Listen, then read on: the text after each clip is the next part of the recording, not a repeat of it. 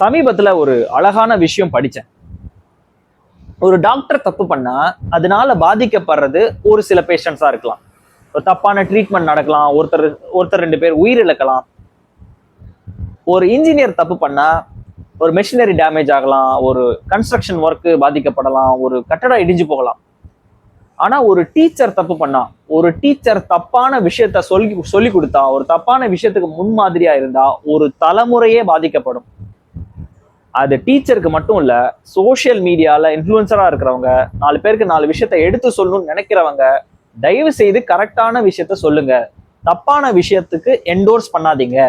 அப்படி பண்றது மூலியமா உங்களை பாக்குறவங்க, உங்களை நம்புறவங்க, தே வில் பி மிஸ்லெட். அவங்களுடைய எண்ணங்கள், அவங்களுடைய ஆக்ஷன் எல்லாத்தையுமே நீங்க இன்ஃப்ளூயன்ஸ் பண்றீங்க.